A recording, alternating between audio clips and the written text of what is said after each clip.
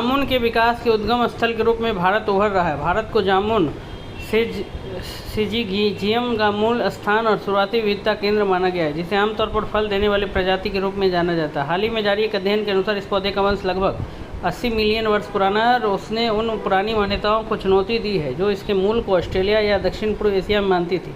यह अध्ययन विज्ञान और प्रौद्योगिकी विभाग के अंतर्गत बिरबल साहनी पुराविज्ञान संस्थान द्वारा किया गया था। यह शोध पौधों की प्रजातियों और जैव विविधता के विकासवादी इतिहास में भारत की महत्वपूर्ण भूमिका को उजागर करता है। जामुन के विकास के उद्गम स्थल के रूप में भारत।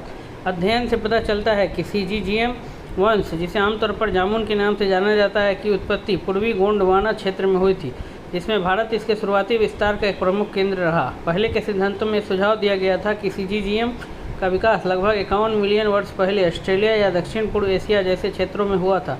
हालांकि नए जीवाश्म प्रमाणों से पता चलता है कि यह वंश भारत में 55 मिलियन वर्ष पहले से ही मौजूद था और इसने इसकी विकासवादी समय सीमा को काफ़ी पीछे धकेल दिया। यह खोज भारत को एक प्रमुख उद्गम स्थल के रूप में भी स्थापित करती है, जहाँ से यह पौधा बाद में दुनिया के अन्य हिस्सों में फैला। हिमाचल प्रदेश से जीवाश्म की खोज। इसके अलावा हिमाचल प्रदेश के कसौली फॉर्मेशन में मिले जीवाश्मों से एक बड़ी सफलता हाथ लगी है।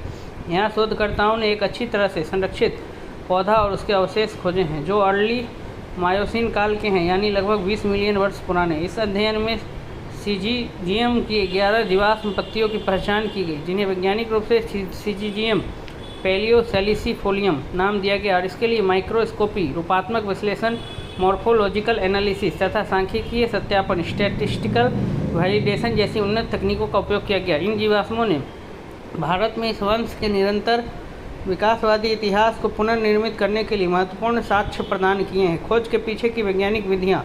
शोधकर्ताओं ने अपने निष्कर्षों की पुष्टि करने के लिए आधुनिक वैज्ञानिक तकनीकों के संयोजन का उपयोग किया। इसके अलावा जीवाश्म पत्तियों की बनावट का विस्तृत विश्लेषण भी किया गया, जिसमें उनका आकार, माप और सिरा विन्यास शामिल था और इसकी तुलना मौजूदा पौधों की प्रजातियों से की गई। इस अध्ययन में सूक्ष्मदर्शी द्वारा जांच और वैश्विक हर्बेरियम डेटाबेस के साथ तुलना शामिल थी। साथ ही 22 रूपात्मक विशेषताओं के आधार पर सांख्यिकीय विश्लेषण भी किया गया। इसके अतिरिक्त पेलियोजीन और नियोजीन काल 60 से 20 मिलियन वर्ष पूर्व के दौरान खोजे गए पुराने जीवाश्मों को भी दोबारा जांच की गई, जिससे वैज्ञानिकों को विकास का एक विस्तृत कालक्रम तैयार करने में मदद मिली।